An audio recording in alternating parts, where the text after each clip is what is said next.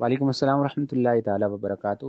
امید ہے کہ بلا آپ بخیر و عافیت کے ساتھ ہوں گے۔ اللہ رب ذوالجلال آپ کو سلامت رکھے۔ اور مرزا صاحب کی طرف سے ایک کلپ سننے کا اتفاق ہوا جس میں وہ استعانت پر شرک کا الزام لگا رہے ہیں، تو یقیناً یہ مرزا صاحب کی جہالت اور کم علمی ہے، ورنہ اگر دیکھا جائے قرآن و سنت کی روح سے تو استعانت جو ہے مدد طلب کرنا یہ دو طرح کی ہوتی ہے۔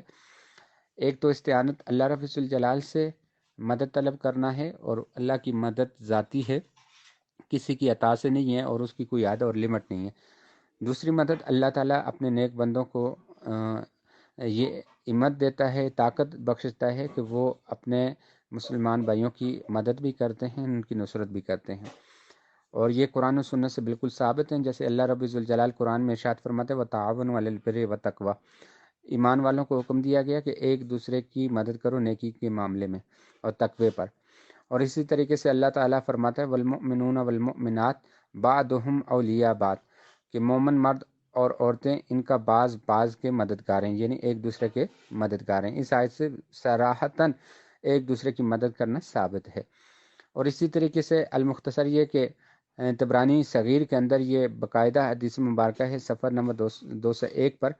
کہ حضرت راجس رضی اللہ تعالیٰ عنہ جب انہیں کفار مکہ نے قید کر لیا، تو قید کرنے کے بعد آقا کریم علیہ السلام مدینہ منورہ تشریف لے گئے تھے، تو جب تہجد کا وقت ہوا تو حضرت راجز رضی اللہ تعالیٰ عنہ نے مکے سے پکارا 3 مرتبہ،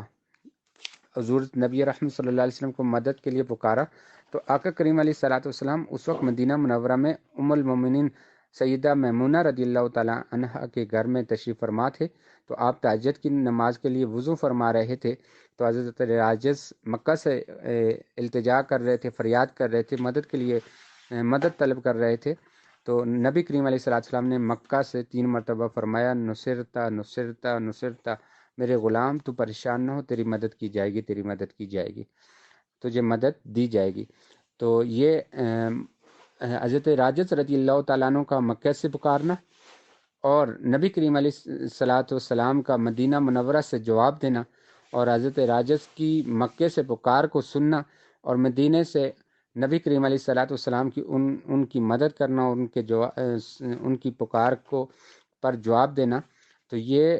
اگر شرک ہوتا معاذ اللہ تو حضرت راجز رضی اللہ تعالیٰ عنہ کو نبی کریم علیہ السلام اسی وقت منع فرما دیتے۔